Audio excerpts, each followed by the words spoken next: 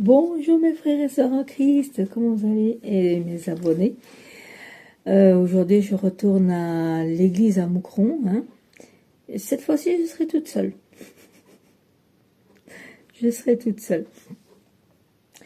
Et pour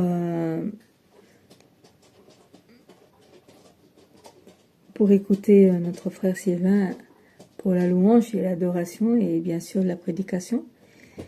Et avec nos frères et sœurs de cette église,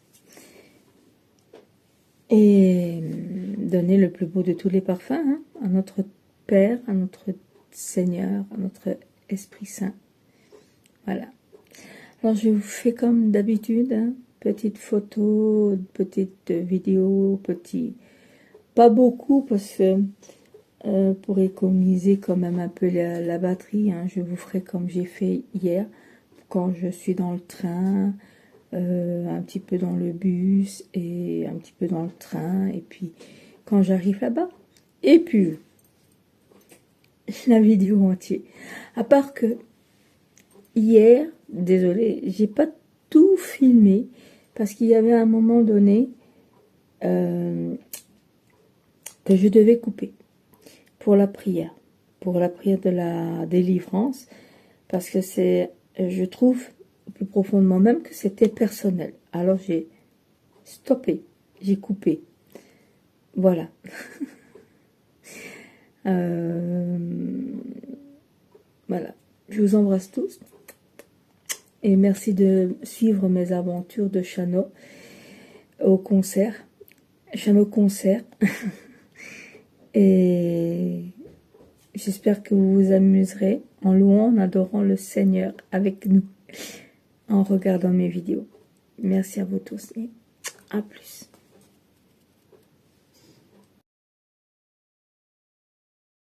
Salut à tous mes frères et sœurs en Christ. Ça y est, je suis à la gare. Je vais bientôt rentrer dans le train. Voilà. Pour aller à la Louvière. Après, il faut prendre le bus pour aller à Mons et de Mons, Moucron. Voilà. Bisous. Ça y est, nous sommes dans le bus. Voilà, Mons. Voilà, ça. Mais le Seigneur est avec moi, alors ça va. Mais on est marre.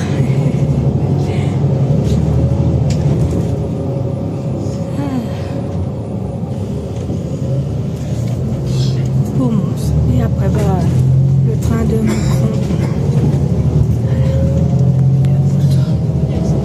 Ça y est, nous sommes dans le train de Moucron.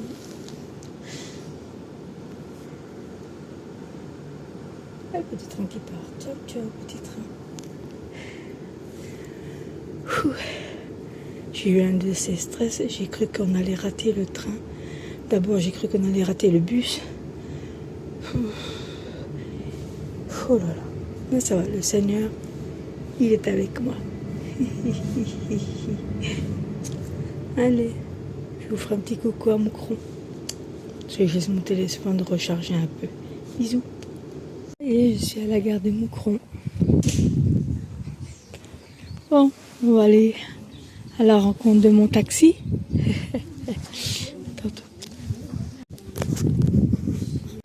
Bonjour mes frères et sœurs en Christ, je suis à l'église. Oui, je suis à l'église. Maintenant, j'attends qu'ils arrivent. Si vous me connaissez, je suis toujours à l'avance. Ça y est, je suis dans l'église. Regardez. Oui.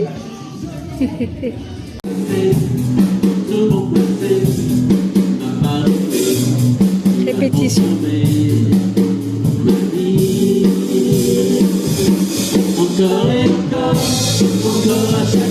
Je vous invite toutes et tous de vous avancer, de prendre place. Classe 4, dans le fond de la salle. Nat et son équipe les attendent là-bas pour l'école de vie avec Dieu. Ça va. Et Nous avons aujourd'hui un programme spécial parce que nous avons un invité, c'est Sylvain Frémont qui vient de Suisse pour nous bénir aujourd'hui et qui va nous conduire aussi dans la louange que dans le message, Je vous invite aussi d'avancer. Les lieux de devant sont encore libres pour vous. Je ne sais pas comment vous êtes arrivé ce matin, si votre cœur est en joie ou il y a des larmes qui sont essuyées récemment dans le coin de vos yeux. Mais je voudrais commencer ce journée, ce moment de louange, ce moment de venir devant notre Éternel, avec quelques versets d'un chapitre spécial. Parce que souvent on râle, souvent on se lamente. J'ai voulu commencer avec Lamentation chapitre 3. Et si on peut projeter le verset comme ça, tout le monde le voit. Parce que Dieu a plus pour nous aujourd'hui. Les bontés de l'Éternel ne sont pas épuisées. Ses compassions ne sont pas à leur terme. Amen. Et elles se renouvellent chaque matin. Oh, que ta fidélité est grande. Amen. L'Éternel est mon partage, dit mon âme. C'est pourquoi je veux espérer en lui. Amen. L'Éternel a de la bonté pour qui espère en lui, pour l'âme qui le cherche. Amen. Amen. Je suis sûr que chaque âme qui est présente ce matin ici cherche notre Seigneur. Cherche l'Éternel, cherche notre Seigneur Jésus-Christ, qui est mort à la croix, qui est ressuscité, qui a droit de son Père et qui est, comme j'avais dit, notre Sauveur. Je vous invite de vous relever à vos places et de se préparer de louer notre Éternel.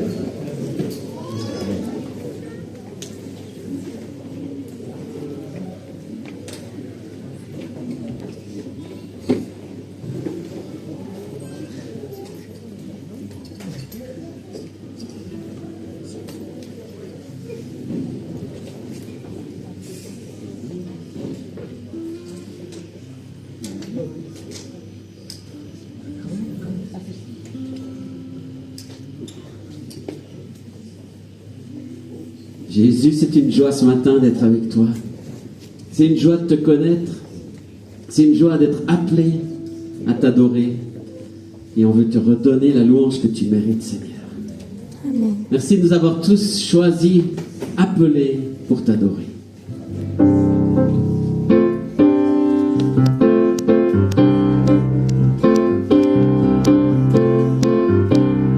Tu m'as choisi, je t'ai reçu, tu m'as aimé, je t'ai aimé, tu m'as donné, j'ai accepté ta vie. Je suis tombé, tu m'as relevé, tu as effacé tout mon passé, tu m'as pardonné, tu as transformé ma vie. Encore et encore à chaque instant, tant que je respire, je te choisirai. Encore à chaque instant, tant que je respire, je t'adorerai.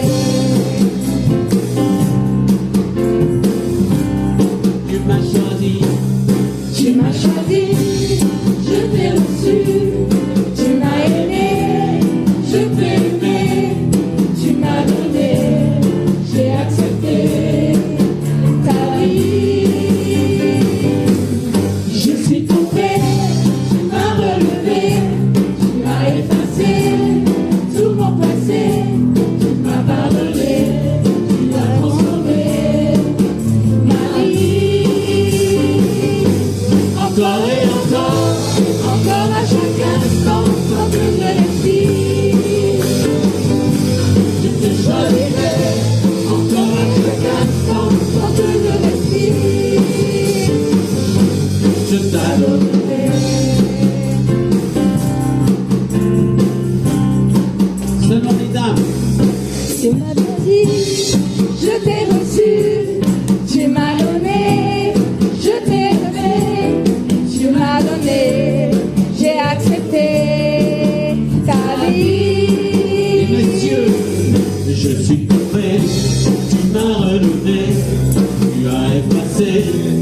tout mon passé, tu m'as pardonné, tu as transformé ma vie. Tout le monde Encore et encore à chaque instant, tant que je respire, je te choisirai. Encore à chaque instant, tant que je respire, encore et encore à chaque instant, tant que je respire, je te choisirai. encore à chaque instant, tant que je respire, Je t'adorerai, je t'adorerai, je t'adorerai. Alléluia. Je t'adorerai, mon Dieu, encore, tant que je respire. Je t'adorerai. Je t'élèverai, merci Jésus. Seigneur, ta présence fait la différence.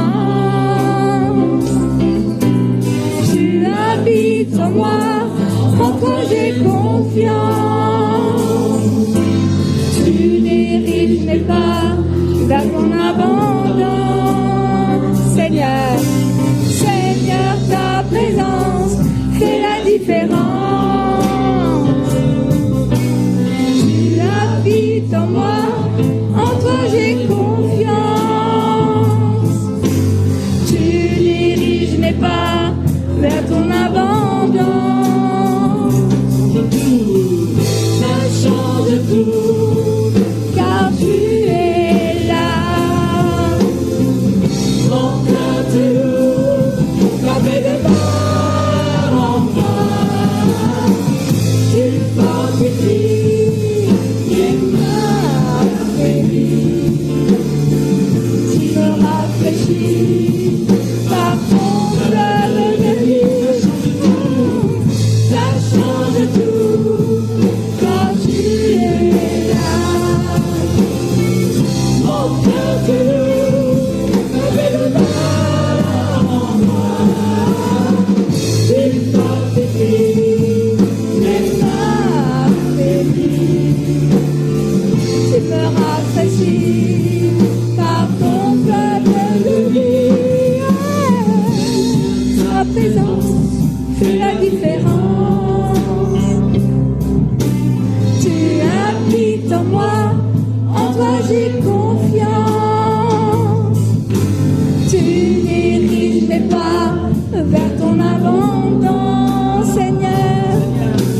Seigneur, ta présence fait la différence. Tu habites en moi, en toi j'ai confiance. Tu diriges mes pas vers ton abandon. ma délivrance passe souvent fort. Mon assurance pour la vie et la mort. Mon espérance, mon seul trésor. Ma préférence, toi Jésus je t'adore. Ma délivrance passe souvent fort. Mon assurance pour la vie et la mort. Mon espérance, mon seul trésor. Ma préférence, toi mon Jésus je t'adore. Ta présence fait la différence. Tu habites en moi, en toi j'ai confiance. Tu diriges mes pas vers ton abandon.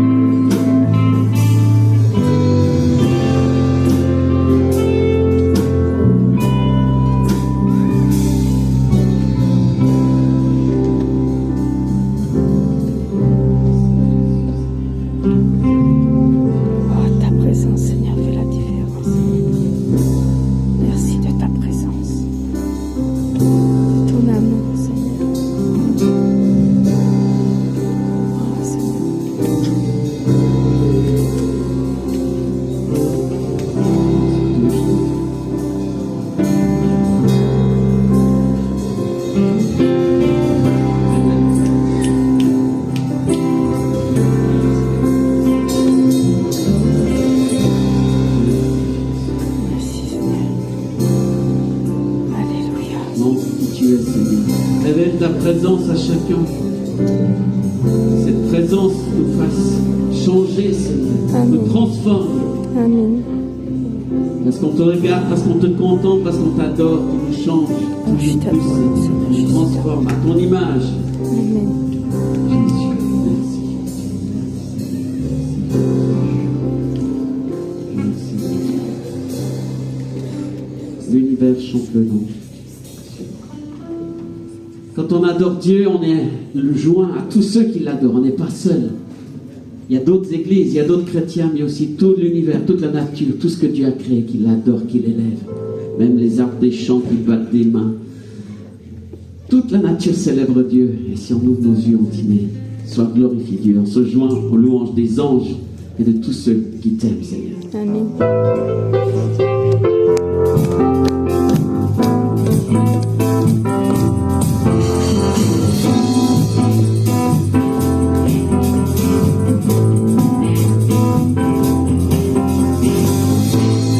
L'univers chante le nom du Dieu de la création. Et ma voix se joint au cœur de ceux qui louent la grandeur devant la sainte présence. Je veux fléchir le genou, transformer par ta présence. Je proclamerai partout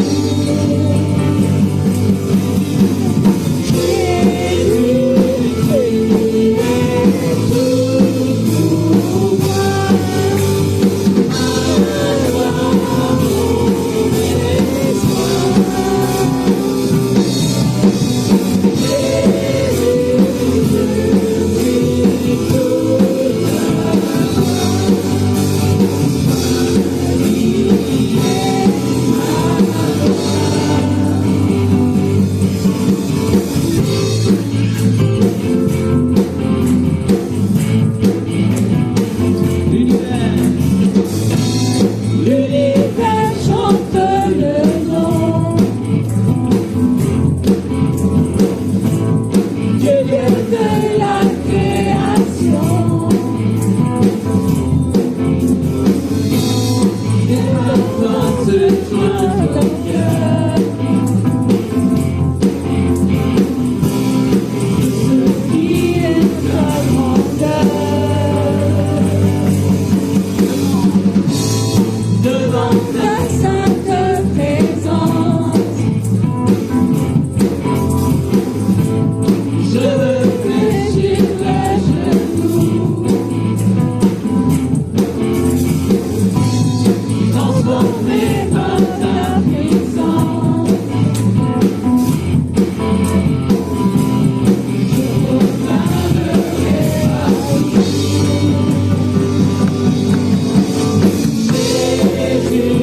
Jésus.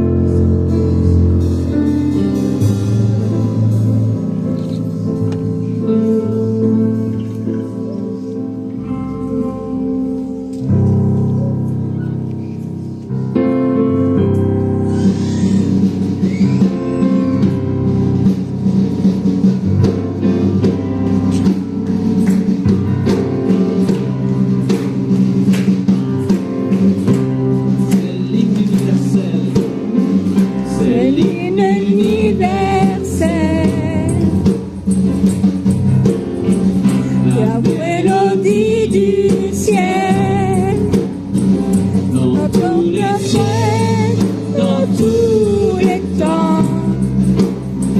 autour du trône, S'élève un chant, Alléluia.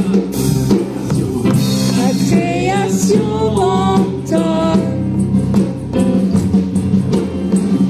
le repas qui résonne, Les cieux et la terre se rassemblent pour adorer l'agneau ensemble. Alléluia.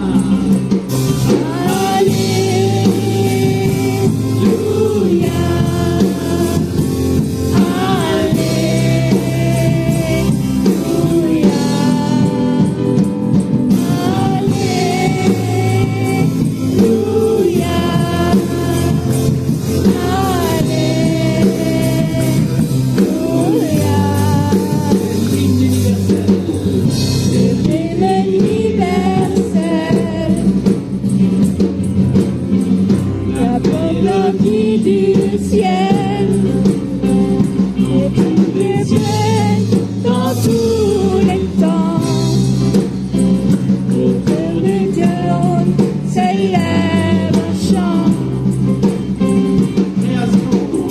la création entend,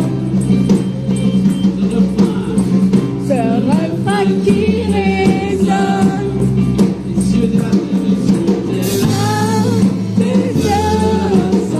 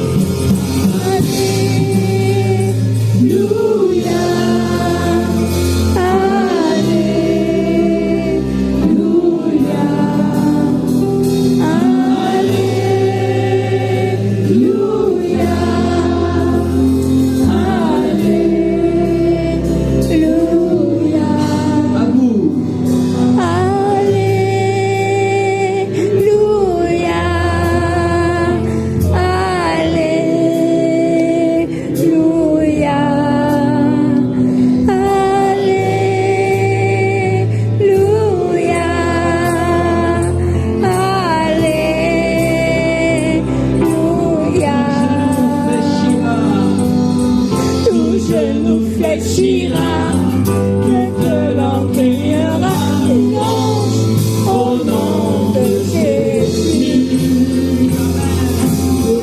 Il a vaincu l'enfer, il a gagné la guerre, louange au nom de Jésus.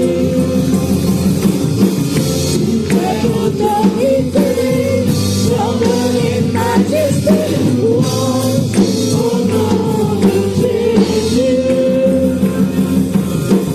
Il a ouvert les cieux, le roi victorieux, louange au nom de Jésus. Louange au nom de Jésus. Alléluia, Alléluia,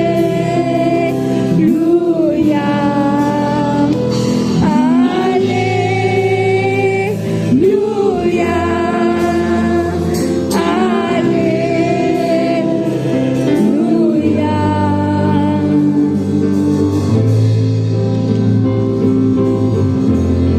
Alléluia, Seigneur. Gloire à ton nom, Seigneur. Partout dans le monde entier, je clamerai, Seigneur, que tu es grand, que tu es beau,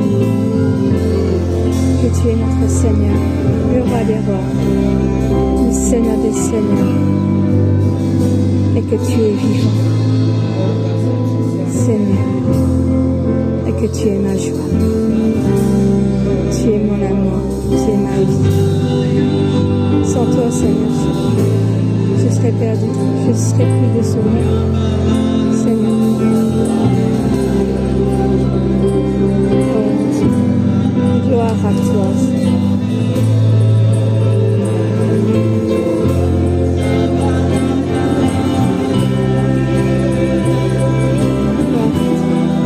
Alléluia, Seigneur. Alléluia.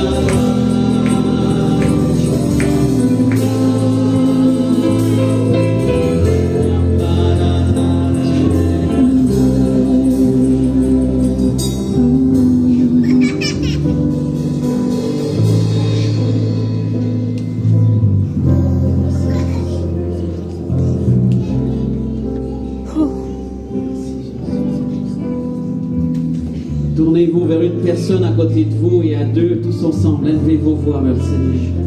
Dites-lui merci, donnez-lui la gloire. Toute l'assemblée comme ça, élève le nom de Jésus. Tous ensemble. C'est pour Jésus qu'on adore, c'est lui qu'on adore. Merci mon Dieu. Vous n'avez pas l'habitude simplement écouter votre frère, votre soeur. Mais ensemble, on offre louange à Dieu. Pour ces rencontres. On offre notre adoration. Tu mérites tout l'amour. Merci mon Dieu. Sois Au plus profond de mon cœur, Seigneur. Merci pour cette rencontre, Seigneur. ton nom. Merci pour tout cet amour, Seigneur, et ta présence, Seigneur.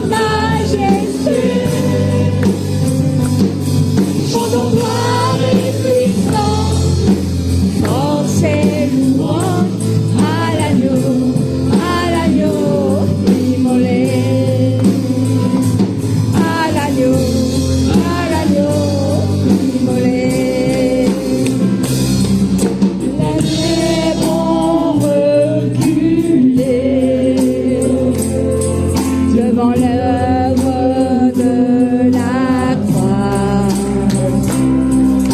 Mon agneau immolé, et le sang versé pour moi. Tous les anges louent sa sainteté,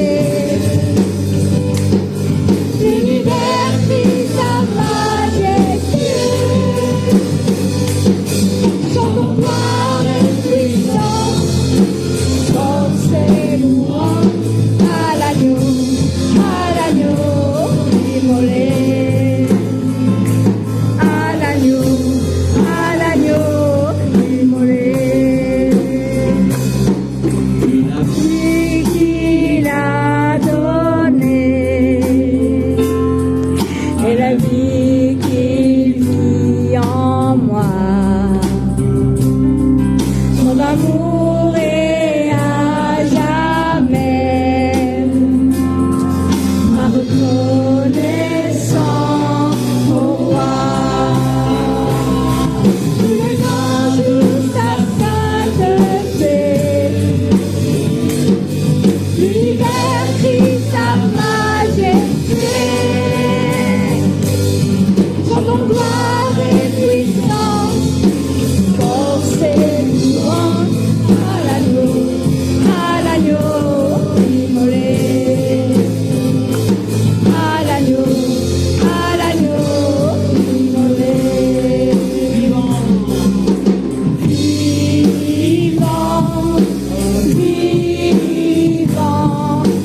puissant, vivant, Dieu vivant, Dieu vivant, Dieu tout-puissant, Dieu vivant, Dieu tout-puissant, tous les anges louent sa sainteté,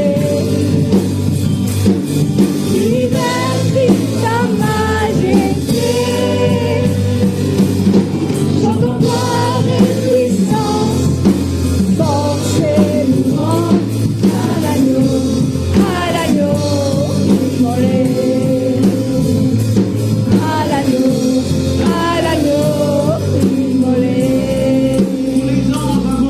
Tous les anges louent sa sainteté, l'univers crie sa majesté. Chantons gloire et puissance, force et louange à l'agneau immolé. À l'agneau immolé.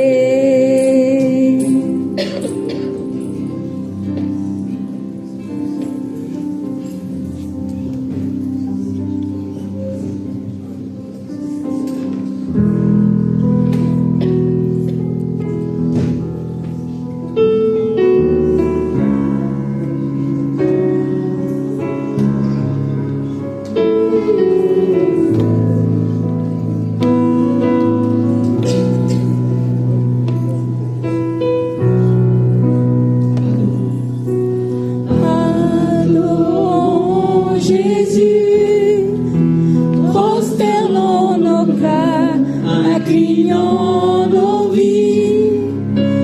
Il est le Sauveur, amour infini. Adorons Jésus, nous levons nos mains pour lui rendre gloire. Il est le chemin et notre espoir. Tous ensemble, adorons Jésus ce matin. Adorons Jésus, prosternons nos cœurs, inclinons nos vies. Il est le Sauveur, amour infini. Adorons Jésus, nous levons les mains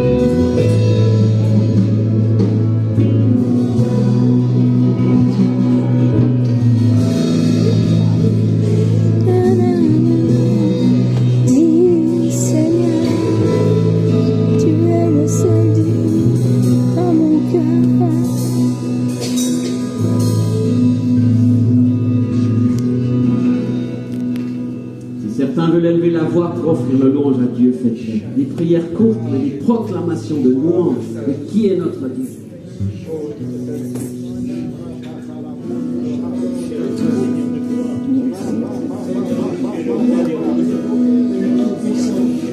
Tu es ma lumière, tu es mon phare, tu es mon rédempteur, tu es mon consolateur, tu es mon bouclier, tu es mon refuge, tu es mon ami, tu es mon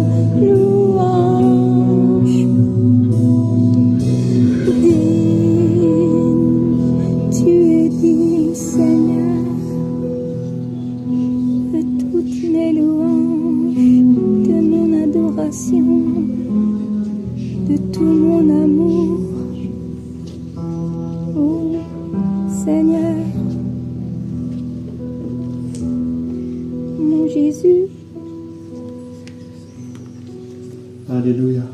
Je vous invite à rester debout. Vous dites c'est bon, on peut s'asseoir, mais restons debout quelques instants. Et je vais vous inviter à fermer les yeux.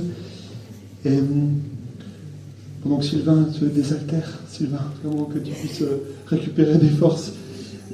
Je voulais vous partager une pensée, et c'est pas vraiment une pensée prophétique, c'est plutôt une pensée biblique. L'apôtre Jean, quand il a eu une vision de ce qui se passe dans le ciel, de ce qui se passe dans l'éternité. L'apôtre Jean a décrit une foule qu'on ne pouvait pas compter, de toute tribu, de toute nation, de toute langue. Il a vu cette foule qui, dans les lieux célestes, adore l'agneau, adore Jésus. Et vous savez, vous et moi, on regarde sur YouTube de superbes groupes de louanges. On regarde des concerts de louanges qui sont magnifiques. Et on peut être tellement subjugué par des hommes et des femmes qui ont reçu un don pour conduire la louange. Et parfois on pense que la louange peut se passer de nous. Vous comprenez? Parfois on pense que la louange, c'est sur l'estrade, que c'est un leader, que c'est une leaduse, que c'est un groupe qui fait de la musique. Mais ce que l'apôtre Jean a vu dans les lieux célestes, c'est pas un leader qui conduit l'Église à louer. Il a vu une troupe, il a vu une foule de toute tribu, de toute nation, de toute langue. Ça veut dire que chaque voix, chaque adoration, chaque mot qui sort de ta bouche compte aux yeux et aux oreilles de Dieu. Amen.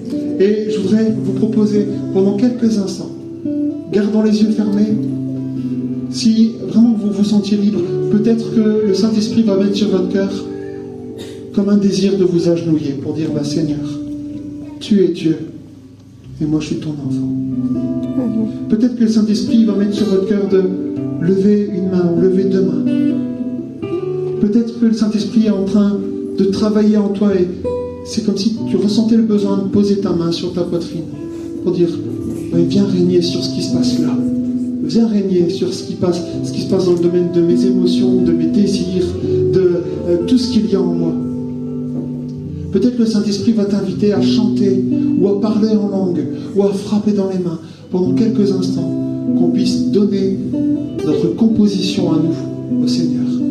Dire notre chant, nos paroles à nous, au Seigneur Jésus, dans notre cœur ou à voix haute, qu'on puisse adorer quelques instants.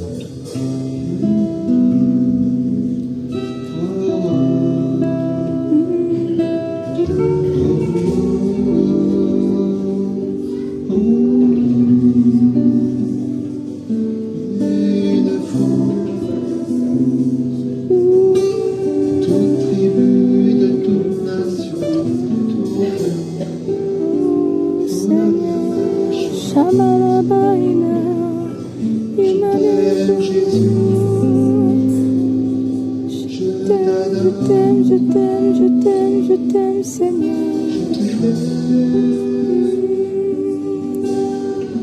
Oh, mon Jésus, mon Jésus, tu es ma vie, tu es ma vie, Seigneur.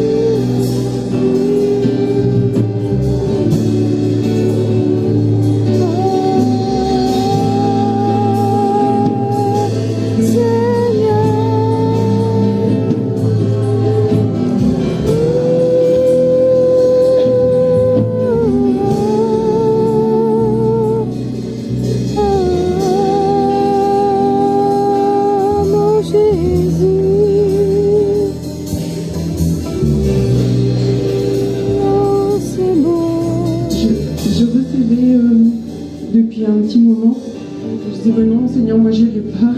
Mais je pense que ce que Pierre a partagé juste avant, c'est ce que moi j'avais reçu comme illustration en fait. Et je voyais une fête. J'avais sur le cœur une énorme fête. Et je pense que ça a d'abord parlé à moi, mais ça peut parler à beaucoup d'entre vous. Et on se retrouve à la salle de bain. On est à la salle de bain, on se prépare, on se rend beau ou belle. Et puis on se regarde dans le miroir et on se dit « Ah mais il y a ça en fait qui va pas. Et il y a ça qui va pas. Et il y a ça qui va pas, mais je vais pas sortir de cette salle de bain pour passer à la fête. Parce qu'il y a trop de choses qui vont pas, que je vois que ça ne va pas. » Mais le Seigneur, il nous demande juste d'ouvrir cette porte pour aller à la fête qu'il a préparée pour nous. Alors, parfois, on doit prendre notre responsabilité et on doit ouvrir cette porte.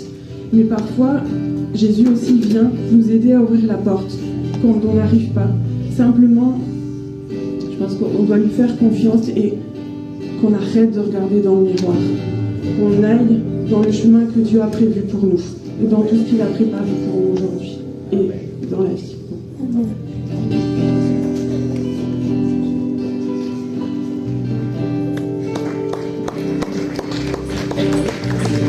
Pendant qu'on prenait le chant Magnifique est le Seigneur, j'avais cette pensée de me dire, on les chante parfois un peu par habitude, en se disant que le Seigneur est magnifique, mais peut-être dans d'autres situations, dans d'autres circonstances.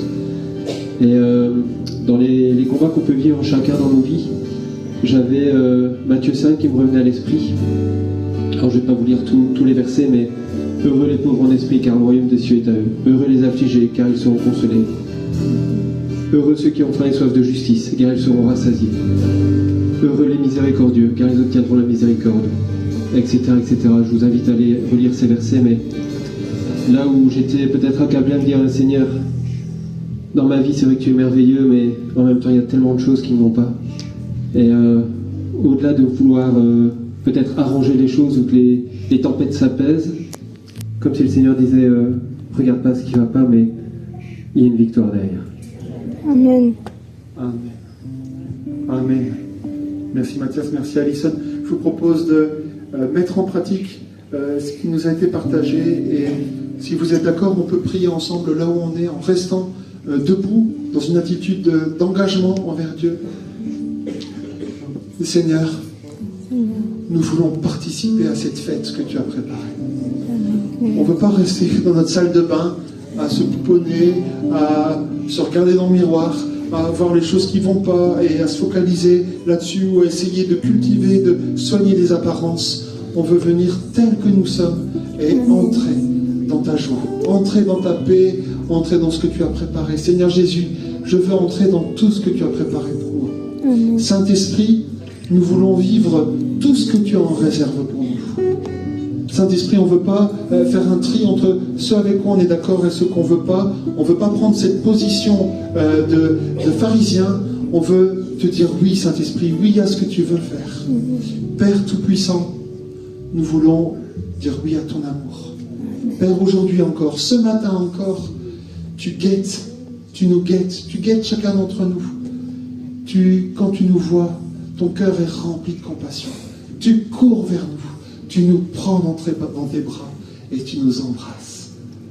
Seigneur, notre Père, viens nous embrasser. Seigneur, nous voulons nous émerveiller de ce que tu fais. Et tu es plus grand que le plus grand de nos problèmes.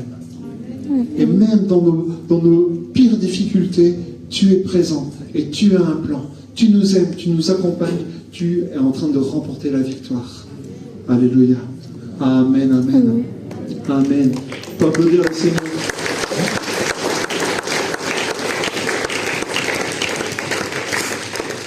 Samuel avait reçu l'image d'une barque qui est dans la tempête, et celui qui est dans cette barque, il se dit c'est la tempête, il faut que je replie la voile. Samuel me disait c'est l'image de quelqu'un qui se replie sur lui parce qu'il passe par des moments difficiles. Mais le Seigneur disait non, au contraire, ouvre grand la voile, fais-moi confiance. Même si tu traverses la tempête ouvre grand les voiles. Fais-moi confiance. Est-ce qu'on peut dire Amen? Amen. Amen, amen. Alléluia. Est-ce que vous pouvez saluer les personnes qui sont autour de vous? Dites-leur que vous êtes contents qu'ils soient là. Voilà. Pour les personnes qui sont assises tout au fond, il y a encore plusieurs places devant. Il y a une rangée complète qui est libre. Plusieurs places à l'avant. Donc n'hésitez pas, si vous voulez être mieux installés, recevoir encore plus de bénédictions, venez devant. Voilà. Je vais partager quelques annonces et laisser la parole à Sylvain. Est-ce que tu as le fichier annonce, Emma? Je l'ai envoyé par mail, hein, comme d'habitude. Voilà. Ah, merci, Irine. Ok. Voilà. Pendant que Emma ouvre le dossier, je voudrais vous présenter nos invités d'aujourd'hui. Et je vais peut-être faire un petit sondage. Qui a déjà participé à une réunion avec Sylvain? Qui l'a déjà entendu? Levez la main tous ceux qui ont déjà entendu Sylvain. Vous êtes nombreux. Mais vous êtes nombreux. Alors, je vais faire la question différente.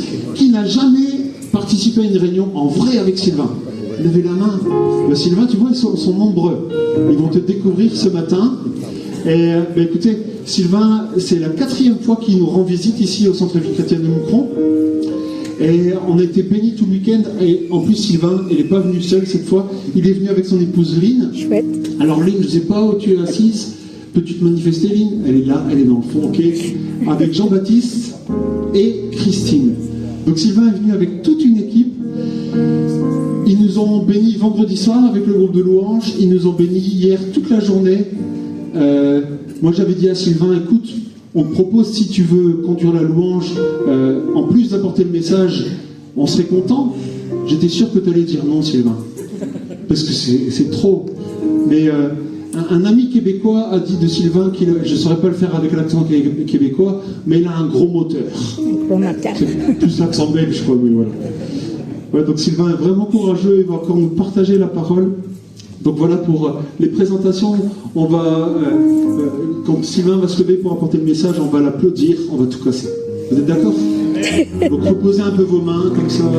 Reposez-les. Pour le moment, laissez-les respirer, comme ça on le garde pour plus tard. Ok. Alors quelques annonces, et puis j'aurai un message pour les parents. Donc on va aller rapidement, hein, Emma, n'hésite pas à accélérer. Assemblée générale aujourd'hui à 13h30, donc ce sera dans la classe 4. Soyez ponctuels, même si vous venez dans la classe 4 avec votre repas, c'est mieux que d'arriver en retard. Donc 13h30 pour les membres de l'ESBL. Rendez-vous ce mercredi à 19h pour la réunion de prière. Rendez-vous pour les femmes le samedi 7 juin, samedi prochain. Alors ce sera un moment spécial, un moment convivial avec Anita. Est-ce qu'Anita, tu peux faire un petit signe? Elle est là dans le fond. Ouais. Tous les gens à qui j'ai demandé de faire signe sont dans le fond. Ok. Quelques annonces. Le week-end prochain, les jeunes partent à Mulhouse pour The Rencontre. N'oubliez pas, on priera pour eux, on pensera à tout le groupe de jeunes et aux responsables.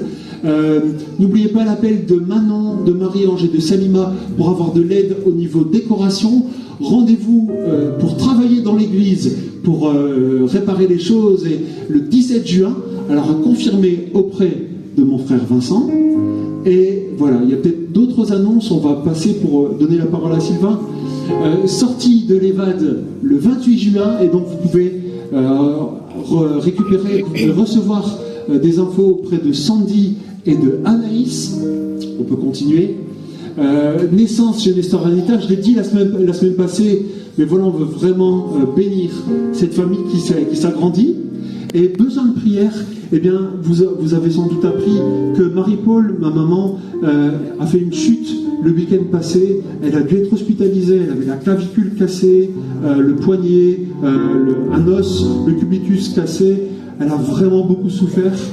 Et les dernières nouvelles qu'on a eues, elle va vraiment mieux. Elle va vraiment mieux, mais voilà, qu'on puisse s'entourer de nos prières, Marie-Paul. D'autres personnes, on revient une dia en arrière, Emma. Tu fais exactement ce que j'ai dit, hein, t'avances et c'est très bien. Je pense que c'est important qu'on prie aussi pour notre frère Jean-Luc.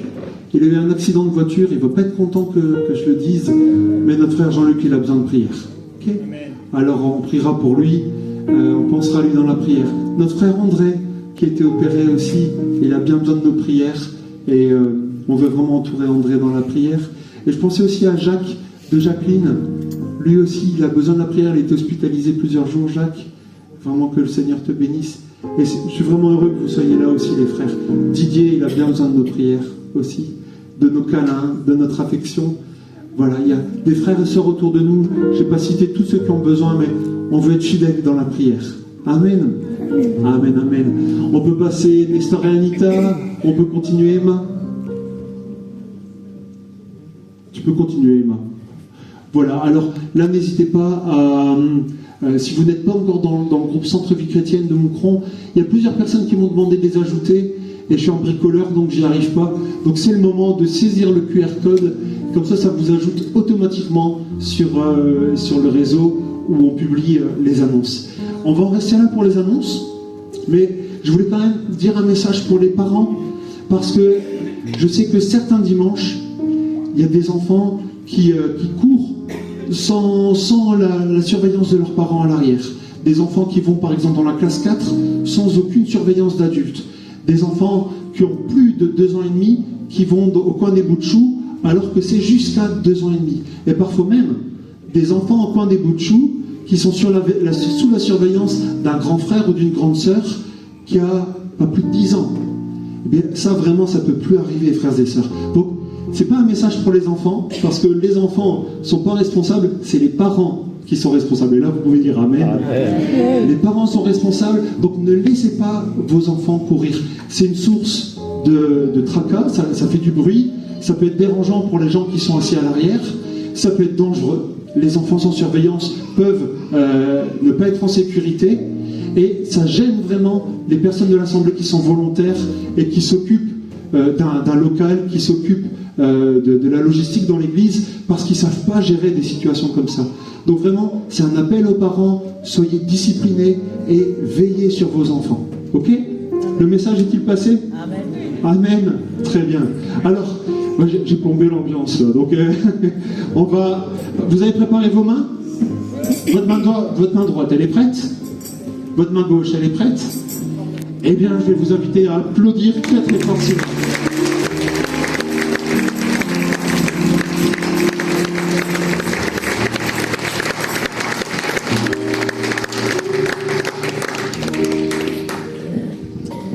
Je suis surtout content que vous avez applaudi le Seigneur.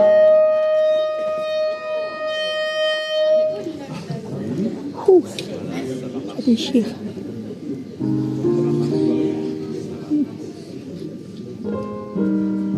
On va y arriver, voilà.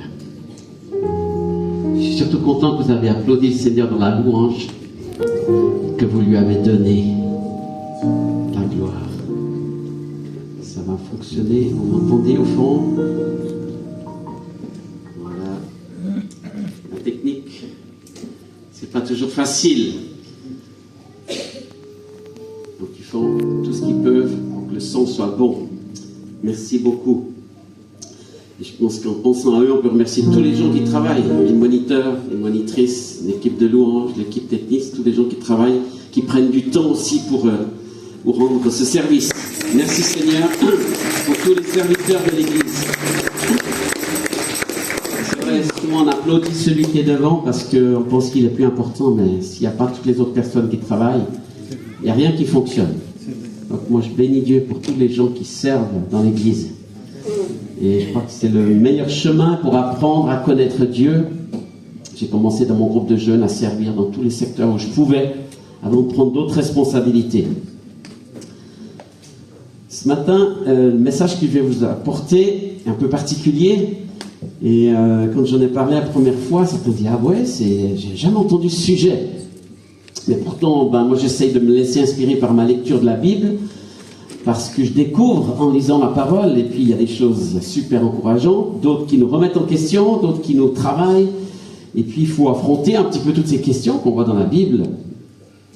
Donc je vais parler de l'esprit de rébellion. Et la plus grande erreur qu'on peut faire quand on entend un message, c'est se dire « Ah, si seulement mon fils était là pour l'entendre, si seulement mon mari l'entendait, si seulement ma femme entendait ça. » Mais en fait, Dieu s'adresse déjà à nous chacun. Et moi, j'ai commencé par me laisser travailler par Dieu en lisant les textes bibliques, en essayant de voir ce que Dieu disait, me disait à moi, et qu'est-ce que je devais aussi encore améliorer dans ma vie. Alors on se dit, les rebelles, c'est ceux qui ne connaissent pas Dieu. C'est ceux qui rejettent Dieu. C'est ceux qui s'opposent à Dieu. Mais en fait, en voyant l'histoire d'Israël et du peuple de Dieu, et même dans le Nouveau Testament, on voit combien le peuple de Dieu, l'Église, a des attitudes par moments très rebelles. Et que Dieu doit les reprendre, que Dieu doit les corriger. Donc ce matin, je suis content de m'adresser à l'Église, pas aux gens qui sont dans la rue, mais à vous, qui aimez Dieu, qui voulez lui obéir, mais qui avez peut-être parfois des obstacles dans votre vie, des résistances. Et souvent, ces résistances viennent d'une mauvaise expérience, d'une mauvaise attitude, d'une mauvaise compréhension, et puis on se laisse entraîner dans une manière de penser qui nous piège finalement et qui nous éloigne de Dieu. Oui, Dieu veut qu'on soit libre, mais justement parce qu'il veut qu'on soit libre, il nous laisse libre et il ne nous impose pas sa volonté. Vous avez déjà remarqué comment Dieu nous invite? Jésus nous invite. Hier soir, on a parlé de Jésus qui frappe à la porte. Jésus ne casse pas les portes. Dieu non plus. Il nous invite, il nous parle, et puis il nous dit, tu veux ou tu veux pas? Tu veux me suivre? Même Jésus avec ses disciples, un jour, il dit, vous voulez pas me suivre? Faites comme eux, vous voulez m'abandonner, vous voulez me laisser, vous pouvez. Il ne les a pas attachés, il ne les a pas fait signer un contrat, ça durera 3 ans, vous n'avez pas le droit de me quitter, sinon il y aura des indemnités, des conséquences. Non. Si vous voulez me suivre, suivez-moi. Et Dieu toujours fait la même chose, parce qu'il a besoin vraiment de notre accord, de notre propre volonté. Autrement, on serait des machines, des robots, des objets. Et Dieu ne veut pas ça. Donc, il veut nous enseigner à le suivre, mais de notre propre choix, de notre propre volonté. Et il fait un choix difficile en faisant ça. Mais en fait, nous-mêmes, nous avons le même choix, en tout cas tous ceux qui sont parents. Vous avez des enfants, et puis vous avez des principes, vous avez des idées. Vous dites, lui, il va être pharmacien, lui, il va être musicien, lui, il va être professeur, je vais lui faire ça, etc. Et puis dans la réalité de la vie, on voit que ça ne fonctionne pas toujours aussi bien qu'on voudrait. Parce qu'on ne peut pas faire d'eux des robots et des machines non plus. On voit qu'ils ont leur propre volonté. D'ailleurs, vous avez déjà remarqué qu'un enfant petit, il apprend à dire non avant de dire oui. À 2 ans, tout petit, il sait à peine parler, il dit non. Et il tape du pied, il serre les bras, non. Il y en a qui sont plus ou moins costauds pour ça. Mais on se dit, mais ce petit bonhomme-là, mais quelle tête, quelle force, quelle résistance. Pourquoi? Parce qu'il est en train d'apprendre sa propre identité, d'apprendre sa propre personnalité, puis de dire, moi aussi je veux montrer qui je suis, je veux faire mes choix.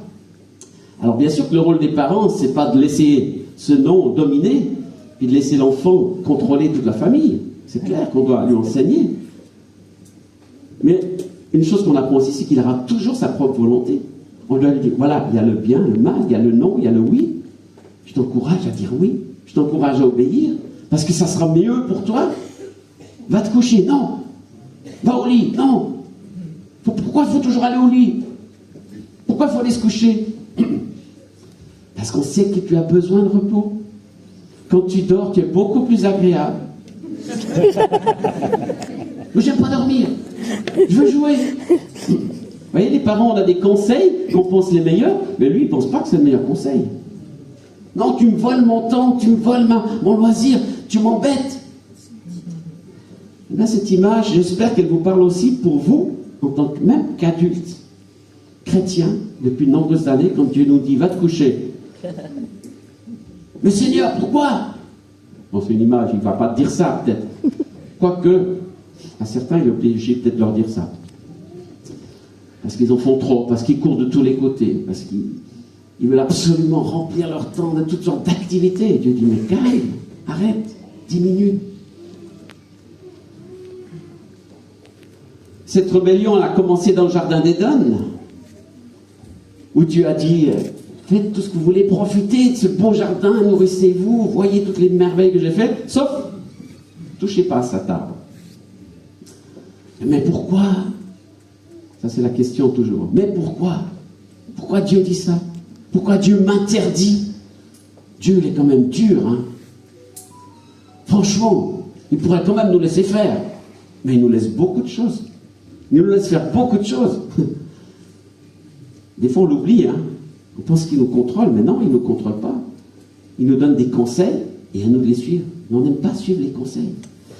Donc, le problème qu'on a déjà en tant que parents, c'est qu'on exige beaucoup de choses de nos enfants, mais que nous-mêmes, on est rebelles dans notre cœur.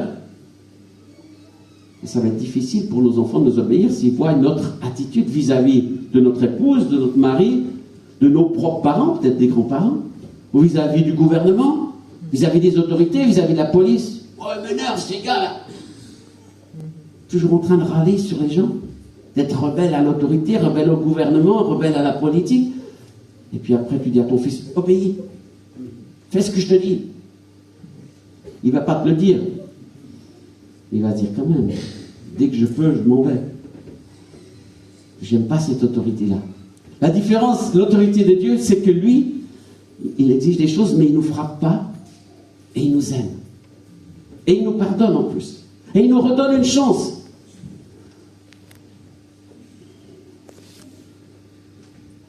Est-ce que Dieu est abusif dans son autorité? Non. Mais on a subi tous, peut-être, de l'abus de nos parents, de nos enseignants, de nos patrons, peut-être même parfois de nos responsables d'église. Parce que les hommes ne sont pas Dieu, ne sont pas parfaits. Et pour essayer de se rassurer, ils vont au-delà de leur autorité et commencent à exiger des choses des gens alors que Dieu nous laisse libres. Mais c'est beaucoup plus dur de laisser libre que de contrôler. Parce que quand on contrôle, on se rassure et dit, il ne va pas faire ça. Non, tu ne fais pas ça, tu ne peux pas faire ça. Tandis que Dieu nous dit, attention, ne va pas ici, ne fais pas cette chose-là. Ce serait mieux pour toi de m'écouter. Donc c'est la nature de l'homme d'être rebelle, c'est dans la nature sans Dieu, dans la nature de péché. Vous connaissez Éphésiens 2, verset 1, vous étiez morts par vos offenses et par vos péchés, dans lequel vous marchiez autrefois selon le train de ce monde, selon le prince de la puissance de l'air, de l'esprit qui agit maintenant dans les fils de la rébellion. Nous tous aussi nous étions de leur nombre, et nous vivions autrefois selon les convoitises de notre chair, accomplissant les volontés de la chair, de nos pensées. Nous étions par nature des enfants de colère comme les autres. On dit, c'est merveilleux parce qu'on était des enfants de la rébellion, donc maintenant c'est fini. Maintenant on est chrétiens, maintenant on est parfait, maintenant on est des anges. Alors pourquoi il y a des querelles dans l'église? Pourquoi il y a des divisions dans les familles? Pourquoi il y a de la violence? Pourquoi il y a des coups? Parce que même que nous sommes sauvés, que nous avons acquis le salut, nous sommes encore de nature humaine, soumis au prince de ce monde. C'est comme ça que le diable est présenté. Il dit qu'il est le prince de ce monde. Et quand il est confronté à Jésus, ou Jésus est confronté au diable dans le désert, Satan lui dit, je te donnerai toutes les puissances si tu m'adores. On en a parlé avec le groupe de louanges vendredi soir. Jésus n'a pas discuté en disant, mais tu te prends pour qui là, Satan? C'est moi le Fils de Dieu. Il n'a pas discuté sur sa position. Il sait que Satan est encore le prince de ce monde. Mais tout ce que Satan voulait pour Jésus, c'est que Jésus, par son adoration, se prosterne devant lui, du coup se soumette à lui. Et ça, c'était une mauvaise soumission. C'était une soumission à une autre puissance, à un autre pouvoir, qui ne voulait pas son bien. Donc nous choisissons finalement à qui nous nous soumettons, c'est notre propre choix. Mais de toute façon, c'est dans Ésaïe qu'il y a une parole prophétique qui dit « Quelqu'un dominera sur vous ». Et c'est vrai, même les plus rebelles, qui à mai 68 écrivaient sur les murs de Paris « Ni Dieu ni maître, je fais comme je veux, j'écoute plus personne, je vis ma vie ». Et même si tu rejettes le gouvernement, si tu rejettes tes parents, tu seras soumis à d'autres choses. Tu seras soumis aux lois de la nature, aux lois des saisons, aux lois du jour et de la nuit, aux lois du besoin de nourriture, du besoin de repos, tout ça. Il y a des lois naturelles que tu es obligé de subir. Tu ne peux pas tout rejeter. Tu peux rejeter les hommes, mais tu seras soumis à des lois. Donc si tu dois choisir à qui tu te soumets, choisis le bon maître, n'est-ce pas? Si tu as le choix entre deux entreprises sur un travail, tu vas faire un audit, tu vas voir un patron, et un autre, tu vois qu'un il est hyper dur, hyper colérique, puis tu as un autre qui est bon, qui est agréable, tu vas choisir celui-là, n'est-ce pas? Même si le travail est peut-être un peu plus compliqué. Et là, au moins, j'ai un bon patron. Là, je sais que je pourrais parler avec lui. Là, il va m'écouter. Celui-là, il veut juste mon argent, il veut juste mon travail, juste ma transpiration. C'est pas un bon maître. C'est pour ça que lorsqu'on suit les pensées de rébellion, on se soumet au maître de la rébellion. Qui était-il? Le diable, lui-même. Il a été rejeté de sa position à cause de sa rébellion, nous dit la Bible. Puis en fait, on vit dans un monde aujourd'hui où on est entouré de gens rebelles. Il n'y a pas besoin de passer beaucoup de temps avec quelques personnes pour entendre tout de suite cette rébellion qui monte. À cause de ce qu'on a entendu à la radio, à la télévision, de ce qu'un homme a dit, de ce qu'une pensée a dit. On dit, ouais, tout de suite on monte au créneau, puis on a notre avis là contre. Et écoutez ce que dit 2 Timothée 2, vous connaissez ce texte, c'est tellement actuel. En effet, les hommes seront, c'est une prophétie de Paul pour aujourd'hui, égoïstes, amis de l'argent, vantards et orgueilleux. Ils feront insulte à Dieu et seront rebelles à leurs parents. Ils seront ingrats, sans respect pour ce qui est saint. Le terme grec pour rébellion ici, ça veut dire obstination, opposition, obstiné à la volonté divine, indocilité. Donc quand c'est un petit enfant de 2 ans, on peut encore lui dire va dans ta chambre, ne bouge pas. Quand c'est un adulte de 18, de 25 ou de 50 ans, c'est plus compliqué. Cet adulte, c'est peut-être nous parfois. On est rebelle. On a des racines de rébellion. Et la Bible nous dit que Satan, dans 2 Thessaloniciens 2,4, c'est l'adversaire qui s'élève contre tout ce qu'on appelle Dieu, contre tout ce qu'on adore. Il va même jusqu'à s'asseoir comme Dieu dans le temple de Dieu, se proclamant lui-même Dieu. Waouh! il est gonflé, hein. Il va prendre la place de Dieu, il va prendre la trône de Dieu, il va s'asseoir et dire, c'est moi Dieu. Alors, on n'est jamais confronté si clairement, si directement, mais tout ce qu'il fait, c'est pour ce but-là. Donc, quand l'Église adore Dieu, déjà, c'est une bonne chose. Quand l'Église met vraiment Dieu sur le trône et reconnaît son autorité, c'est la base de toute vie chrétienne. Quand j'entends un chrétien qui me dit, tu sais, la louange, c'est pas trop mon truc, moi, j'aime pas la louange. Je dis, mais t'as un problème. T'aimes pas te soumettre à Dieu, tu reconnais pas son autorité. Non, mais tu vois, j'aime pas la musique, j'aime pas... Toutes sortes d'arguments un petit peu bizarres. Bien sûr que c'est des hommes qui font la louange, elle n'est pas parfaite. Le son n'est pas toujours parfait, les instruments ne sont pas toujours justes. Il y a des tas de petits détails comme ça. Mais dans le fond de ton cœur, tu ne peux pas être chrétien et ne pas adorer Dieu. Parce que quand tu adores, tu dis, j'ai un maître. Je me soumets à ce maître-là. C'est lui qui est l'autorité de ma vie. Amen. J'ai des attitudes parfois un peu rebelles, mais chaque fois que j'adore, je me remets devant lui. Combien de fois on chante, je t'adore, je te donne ma vie, tu es le maître, je me prosterne devant toi, tu as l'autorité, tu es le roi des rois, tu es au-dessus de tout. Donc tout ça, c'est des belles paroles, mais c'est vrai. Mais simplement, ça nous engage à une attitude qui reconnaît cette autorité, pas juste qu'il la chante. Un ami pasteur disait, les chrétiens ne mentent pas, mais ils chantent. C'est un peu difficile à entendre parfois. Des fois, on chante des choses qu'on n'y croit même pas.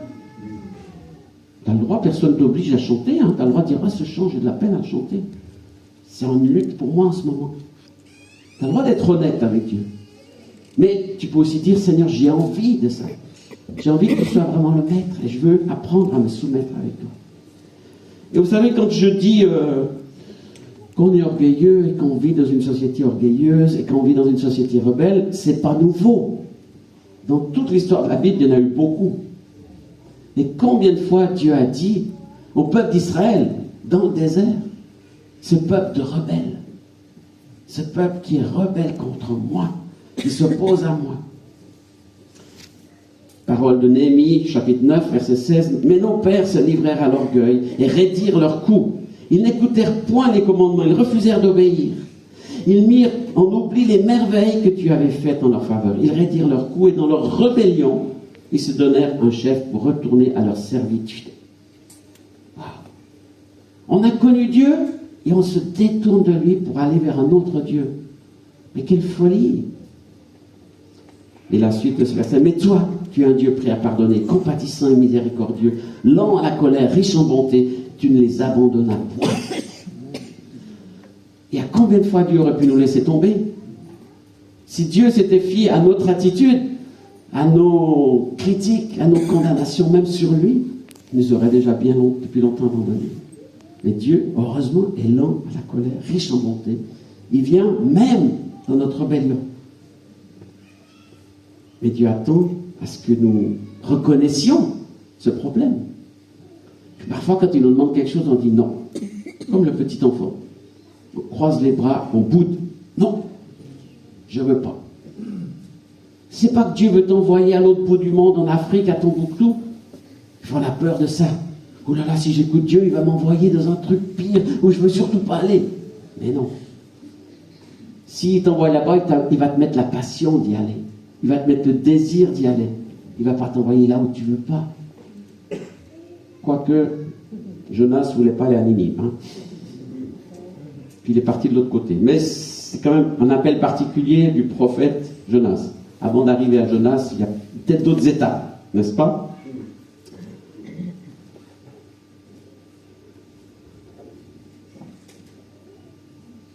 La rébellion, ça se manifeste par des murmures, des critiques, des jugements sur ce que Dieu même pense. Moi, je ne comprends pas Dieu. Moi, je suis fâché contre Dieu. Des fois, on dit des choses comme ça. Je dis, mais comment tu peux être fâché contre Dieu? Tu peux dire, je ne comprends pas. Je ne sais pas. J'ai de la peine à saisir. Mais tu es fâché contre Dieu, tu te mets dans une attitude qui n'est pas bonne pour toi. Parce que sûrement, tu n'as pas compris la volonté de Dieu pour dire des choses comme ça. Ésaïe 1, verset 17. Efforcez-vous de pratiquer le bien, d'agir avec droiture, assister l'opprimé, défendez le droit de l'orphelin, plaidez la cause de la veuve. Venez, discutons ensemble, dit l'Éternel. Si vos péchés sont rouges comme de l'écarlate, ils deviendront aussi blancs que la neige. S'ils sont rouges comme le pourpre, ils deviendront aussi blancs que la laine. Si vous décidez de m'obéir, vous mangerez les meilleurs produits du pays. Mais si vous refusez, si vous êtes rebelle, c'est l'épée qui vous mangera. Il nous prépare, il nous présente. Ton attitude de rebelle, voilà, elle va te mener. Ton attitude de soumission, de respect, d'écoute de ma voix, va te conduire dans mes voies. Imaginez, vous êtes patron d'une entreprise, vous cherchez à engager quelqu'un. Vous allez aussi le voir, le rencontrer, lui demander, voir son attitude. Vous avez 3 ou 4 candidats. Est-ce que vous allez prendre le plus rebelle? Ou le plus soumis? Ou le plus agréable? Si vous êtes le patron et que vous devez remettre l'entreprise, vous avez 4 fils. Et vous en avez 3 qui sont rebelles et un qui vous obéit, qui vous écoute. À qui vous allez remettre l'entreprise? Probablement à celui qui vous obéit. Parce que vous savez qu'il va vous écouter encore, vous allez garder une relation avec lui, vous allez pouvoir le conduire, l'aider, l'orienter. Celui qui est rebelle va faire tout ce qu'il peut pour voler, prendre, détruire et casser peut-être même ce que vous avez construit.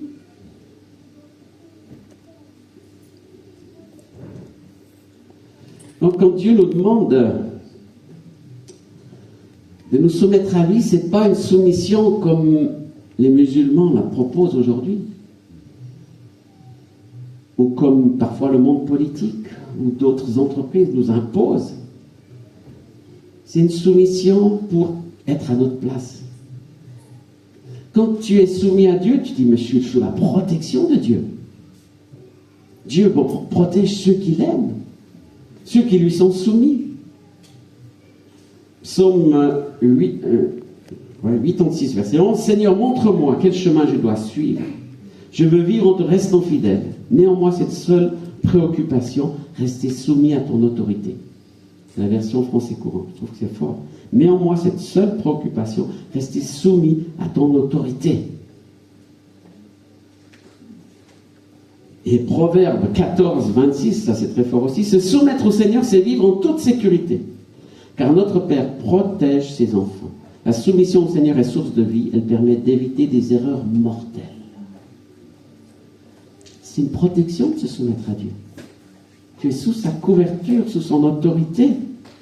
Et quand ensuite tu veux peut-être, parfois, parce que tu es appelé à entrer dans un combat spirituel, dans une face à face avec l'ennemi, c'est pas ta force, c'est pas ton expérience, même tes prières ou ta lecture de la Bible qui va te protéger, c'est le nom de Jésus. Amen. C'est l'autorité suprême. Tu viens là au nom de Jésus, par Jésus. Et l'ennemi, il n'est pas impressionné par toi, il est impressionné par Jésus, Amen. Qui a vaincu la mort, qui a vaincu toutes les puissances, toutes les dominations, toutes les autorités. Donc si tu te soumets à lui, tu es du bon côté.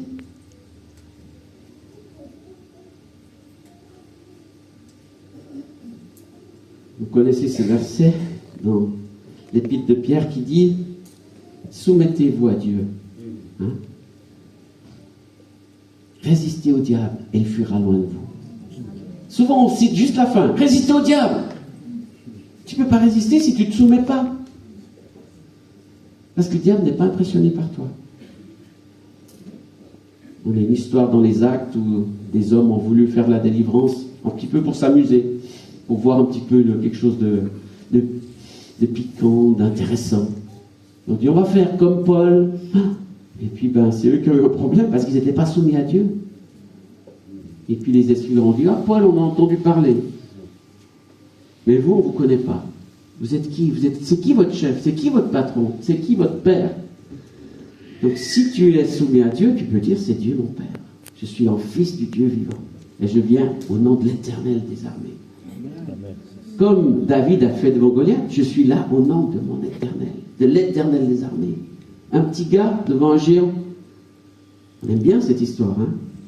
Et David aussi était soumis à Dieu, avait un respect pour son Dieu qui lui a permis d'avoir la bénédiction de Dieu.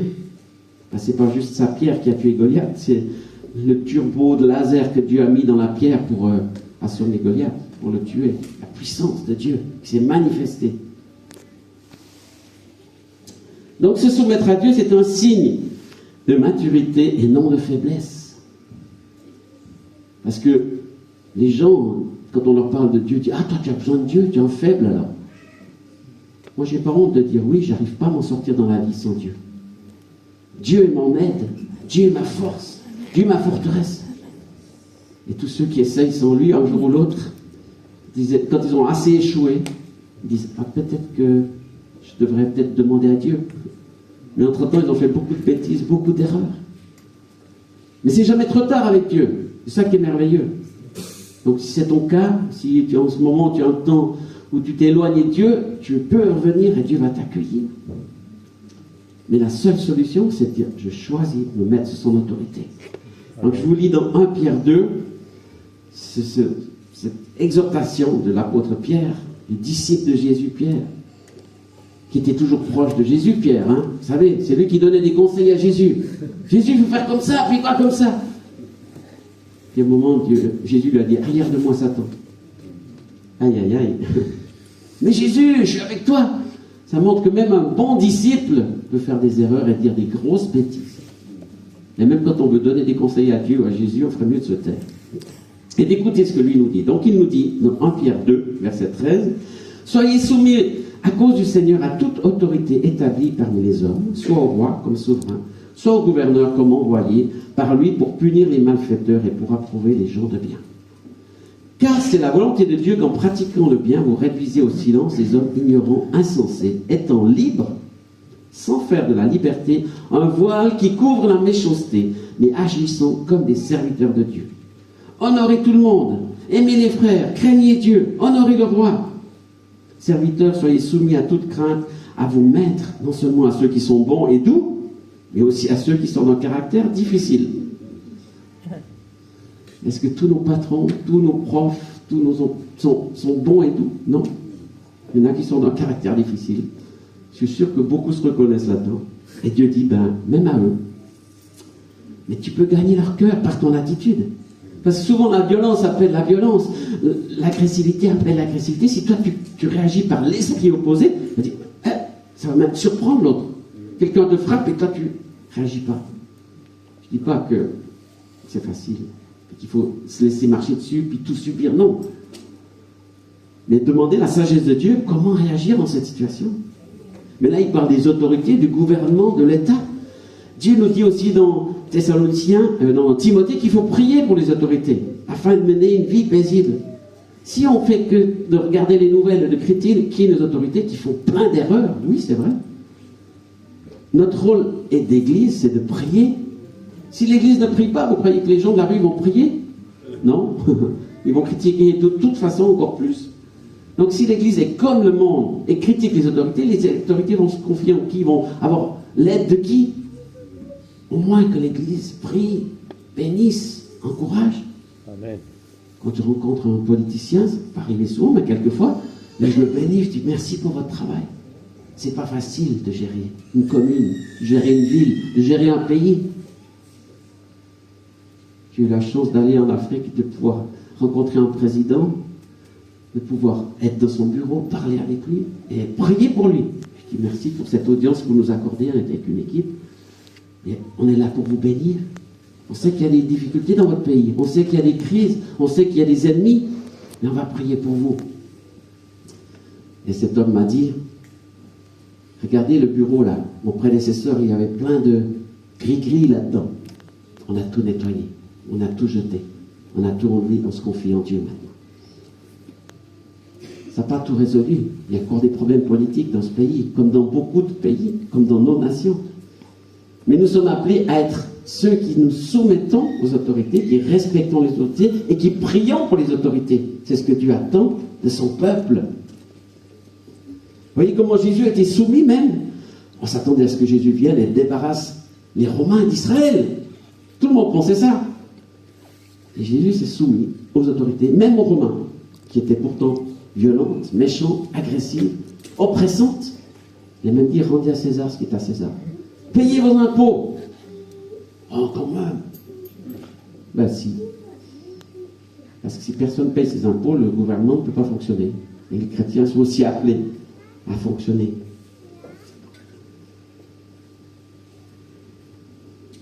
Jésus, l'exemple ultime, c'est au moment de la croix, dans Matthieu 26, verset 39. Il est tourmenté jusqu'à la mort. Il souffre, il sait par quoi il doit passer. Et à un moment donné, il se dit peut-être.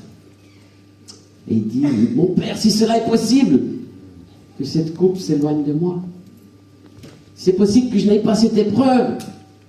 Mais toutefois, non pas ce que je veux, mais ce que tu veux. Soumission totale. Pourtant, Jésus, il avait reçu l'onction, la puissance, il aurait pu servir de ça pour échapper à la croix. Il s'est soumis pour la volonté de son Père. Heureusement, Jésus ne va pas nous demander aujourd'hui de passer par la croix de la même manière que lui, mais il nous demande quand même de porter notre croix. Donc la vie chrétienne n'est pas toujours rose, n'est pas toujours facile. C'est pas juste déjà le ciel avec plus de souffrance, plus de douleur, plus de maladies. Ça sera au ciel. Sur terre, il y a des souffrances, il y a des douleurs, il y a des maladies. Mais qu'est-ce qui fait la différence? Jésus est avec nous. Amen. Jésus nous accompagne dans nos situations. Jésus ne nous lâche pas. Mais si on lui est rebelle, si on ne veut pas de lui, il ne va pas venir. Jésus frappe à la porte, tu le renvoies, il s'en va. Mais si tu l'accueilles, tu te soumets à lui. Jésus, merci. Je veux ta volonté, je veux faire ta volonté. Donc, moi je prie pour vous que Dieu vous le révèle simplement, parce qu'on n'est peut-être pas complètement rebelle. Si on est là, c'est qu'on aime Dieu, puis qu'on est venu au culte, c'est parce qu'on est chrétien, puis qu'on veut lui obéir. Il y a des secteurs des fois. Ça, j'accepte pas. Ça, je comprends pas. Ça, je veux pas. Mais tu prends tout le paquet ou tu prends rien. Tu parles de Jésus, tu sais, bon, ce livre de la Bible, je n'aime pas trop, on pourrait l'enlever. Et puis cette manière de faire, ça, j'aime pas, enlève-le. Non. Donc Jésus est venu pour délivrer les captifs. Délivrer ceux qui sont dans le péché sans lui, mais aussi nous, les chrétiens, les enfants de Dieu, qui l'aimons, qui avons des attitudes qui sont complètement rebelles, qui sont complètement fausses, qui sont insoumises à sa volonté. Et c'est un piège pour nous. Comme je dis, pensez pas à votre femme, votre mari, vos enfants. Qu'est-ce qu'il y a dans ton cœur comme reste de rébellion par rapport à la volonté de Dieu, par rapport à son plan pour toi, par rapport à ce que tu attends de lui? Si Dieu est Dieu, c'est qui donne les ordres? J'entends des chrétiens qui prient comme s'ils donnaient les ordres à Dieu. Dieu fait que. Ils prennent Jésus pour leur serviteur. Seigneur, viens me laver les pieds. Jésus l'a fait sans que les disciples lui aient demandé. D'ailleurs, ils étaient même gênés. Ils disent, non, tu ne vas pas faire ça, Jésus. Laissez-moi le faire. Jésus peut le faire pour toi. Mais ce n'est pas toi qui lui dis quand il doit le faire et comment il doit le faire. Il va le faire au moment où peut-être tu t'y attends le moins, justement. Mais en attendant, c'est toi qui as son service.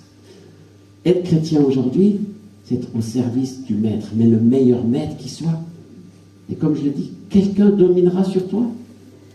Ce monde va nous contrôler, le gouvernement, les autorités. Mais quand les chrétiens sont rebelles, ils n'aident en rien pour que les choses avancent, bougent et se passent dans la volonté de Dieu. Donc on va prier, si vous êtes d'accord. Et je vais vous laisser un tout petit moment de réflexion, de silence. Vous avez juste examiné vos cœurs. Seigneur, montre-moi s'il y a encore de la rébellion en moi.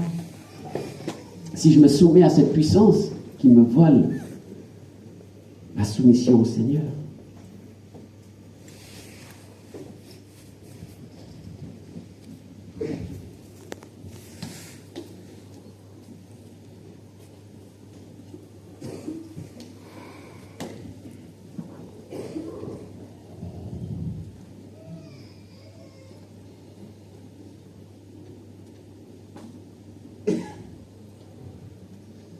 Jésus, merci parce que tu étais soumis à ton Père. Merci parce que tu as accompli la volonté du Père. Tu es venu sur terre, tu as fait une œuvre extraordinaire qui, aujourd'hui, nous permet d'être là. Et tu l'as fait parce que tu as obéi complètement, totalement. Seigneur, si nous voulons, comme nous le chantons, comme nous le prions souvent, être semblables à toi, être à ton image. Donne-nous aussi ce cœur soumis, Seigneur. Accorde-nous ou mets en lumière toute rébellion. Et j'aimerais simplement, dans le nom de Jésus, prier qu'en toute puissance de rébellion, qui parfois vous agresse, vous domine, pour que cette rébellion vous dégage, elle lâche au nom de Jésus. Au nom de Jésus, je prends autorité contre toute rébellion qui a de l'emprise dans vos cœurs, parfois dans vos pensées, la contestation de l'autorité de Dieu, la contestation de la volonté de Dieu, la contestation de la Bible, de l'autorité de la Bible, l'autorité de l'Église, de l'œuvre de Dieu aujourd'hui. Mais Seigneur, tu devrais faire comme ça, puis pas comme ça. Seigneur, libère-nous de cet orgueil.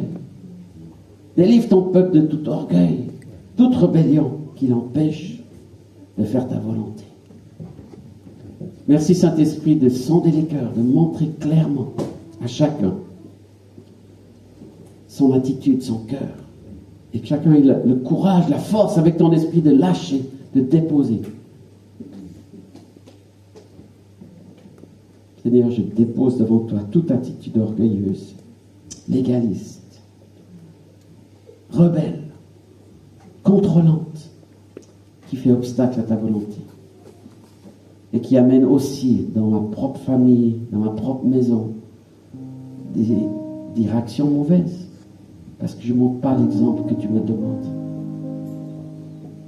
Jésus, merci, merci de ton aide, merci de ta lumière dans mon cœur, dans mon esprit, merci de changer ma manière de voir, que je puisse être utilisé par toi. Donne-moi un cœur soumis.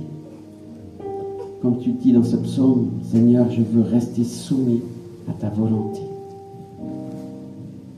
Et ainsi, être utilisable par toi, utilisé par toi à ton service. Être en bénédiction pour ma famille, pour mon patron, pour mon école, pour mes voisins, pour mon église, pour mon pays même.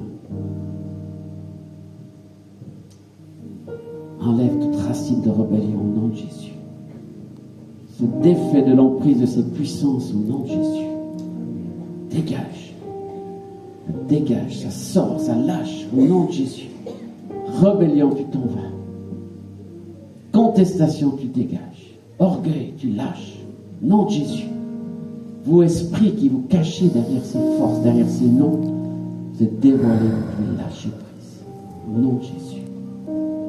Merci Seigneur. Merci de nous apprendre ce qu'est la vraie soumission à ton amour, à ta présence. Faire de nous des adorateurs, vraiment, qui vivons ce qu'on chante. On en a besoin. On a besoin de ton aide. On n'est pas capable tout seul. Mais merci parce que ton Saint-Esprit est là pour nous aider, pour nous conduire dans ta volonté. Merci de bénir mes frères et sœurs ce matin. Au nom de Jésus. Amen. Amen. Amen. Dieu vous bénisse tous.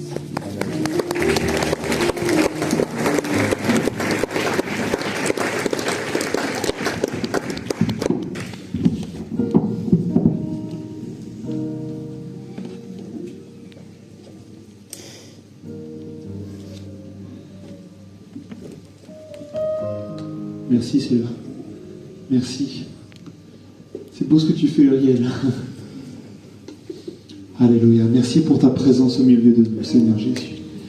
Seigneur, nous voulons te dire merci pour tout ce que tu nous as offert durant ce week-end, durant chaque rencontre, les paroles qui ont été partagées, les victoires que tu as données.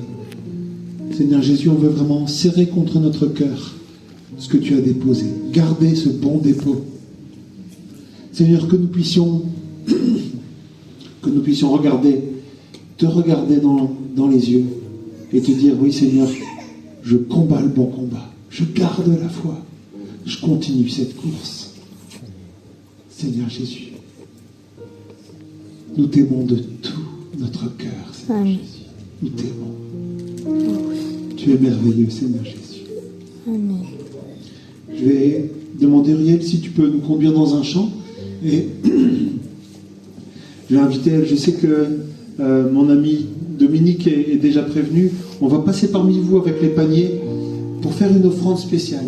Alors cette offrande, elle est pour bénir les ministères de Sylvain, Lynn, Jean-Baptiste et Christine. C'est une offrande pour bénir nos invités. C'est pas pour le fonctionnement de l'Église, c'est vraiment une offrande spéciale pour qu'ils puissent repartir avec une démonstration de notre générosité. On veut soutenir ce ministère de louange, de délivrance. Donc voilà, on va passer parmi vous pendant le chant. Donc vous pouvez donner ce que le Seigneur met sur votre cœur de donner. Si vous n'avez pas d'argent liquide, ce sera possible aussi d'aller voir Sylvain. Il a une petite machine qui prend les virements bancaires. Donc si vous n'avez pas d'argent liquide, il n'y a pas de problème. Vous pouvez trouver Sylvain dans le fond de l'église à la fin du culte. Et du coup, vous pouvez faire un virement. Et si jamais il y a un souci, vous pouvez venir me voir et je m'arrangerai avec le numéro de compte de l'association de Sylvain, Soteria. On s'arrangera pour que votre don puisse parvenir. Ça va? Donc voilà, un petit moment spécial et je reprendrai la parole avec Roméo pour la conclusion du culte.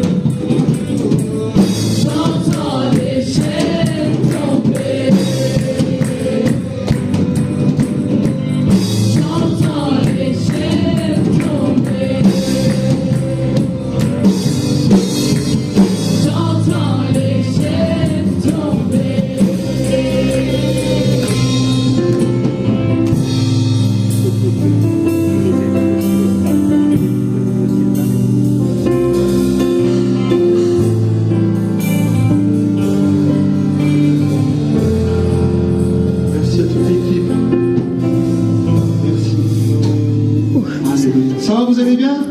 Oui. Oui, vous êtes beaux. Hein. Moi, je vous regarde amoureusement. Faites ce que vous voulez. Moi, je vous regarde. Alors, notre culte se termine. On continue avec notre assemblée générale ordinaire, donc vraiment l'assemblée officielle de 2025.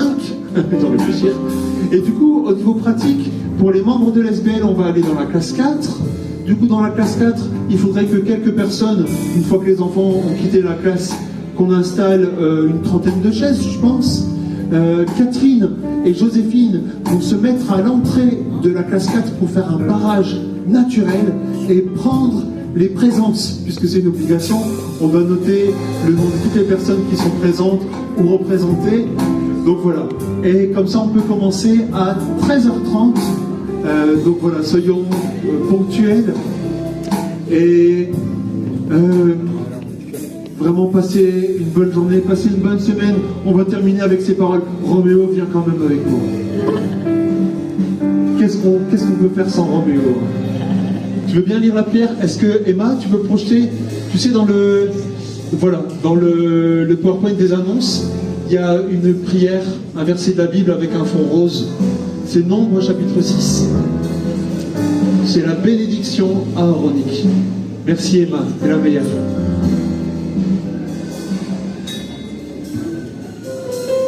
On va lire ensemble, on va prier ensemble pour chaque personne qui quitte ce lieu. Que l'Éternel te bénisse et te garde. Que l'Éternel fasse briller son visage sur toi et t'accorde sa grâce. Que l'Éternel se tourne vers toi et te donne la paix. Amen. Soyez bénis, bonne journée, bonne semaine.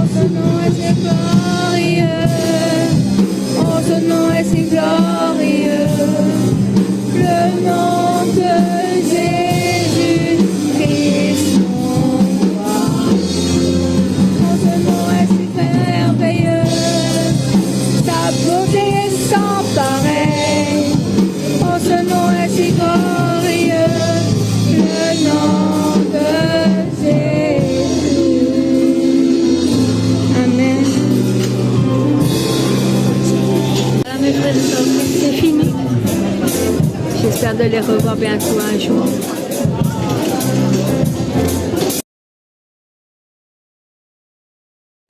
IX2, immatriculé 1, KTN 194 112.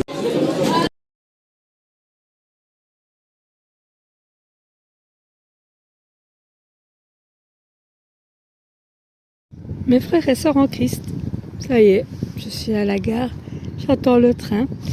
Je vais faire comme hier, hein. Quand je serai dans le train et tout ça, je ne vais pas faire de vidéo. Regardez, vous voyez la caresse du Seigneur, caresser mes cheveux. Regardez, comme mes cheveux sont brillants. Ça c'est la caresse de Dieu, du Seigneur. Le vent qui souffle sur mon visage. C'est le Seigneur. Ça fait du bien. Et il me fait une très belle coiffure aussi. Hein. Vous avez vu comme la coiffure il me fait? Même le Seigneur est un beau coiffeur. Là, il m'a mis ma petite mèche en...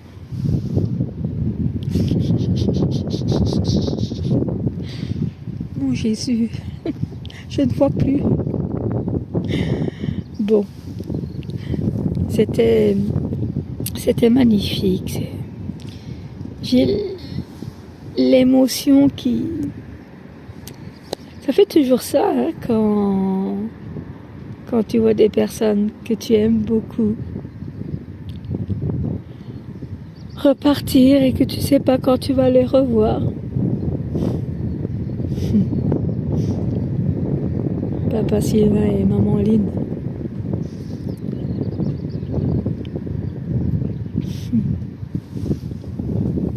C'était génial, c'était super, c'était waouh, waouh, waouh, waouh. Bon, vous allez peut-être m'entendre beaucoup chanter. J'espère que j'ai pas chanté faux.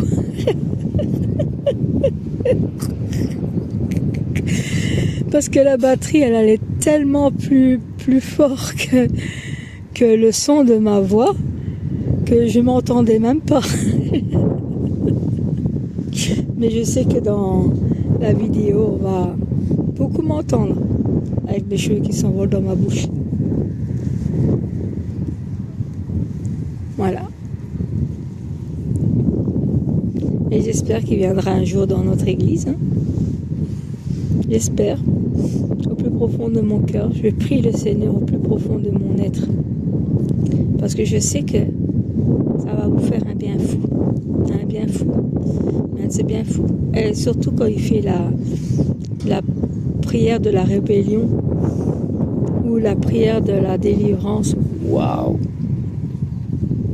Ça m'a fait un bien énormément. Dans mon cœur, dans mon être et dans mon esprit. Dans mon âme tout entier. Ouais. Ça fout. Voilà. Bon allez, je vais vous laisser. Et on se reverra mardi à l'église, mes frères et sœurs en crise de couillet. À plus. Et mes abonnés, merci de m'avoir regardé. Que Dieu vous bénisse tous. À travers de la vidéo, à travers de la prière que vous allez entendre d'aujourd'hui, j'espère que même à travers ma vidéo, ça va vous toucher, que ça va vous transpercer dans le cœur, dans votre âme, dans votre vie. Et j'espère que tous vos rébellions qui étaient à l'intérieur de vos colères, le refus, voilà, que tout à travers ma vidéo, quand vous entendrez la prière de ce que Sylvain a fait, j'espère que ça va vous toucher. Voilà. Amen. À plus.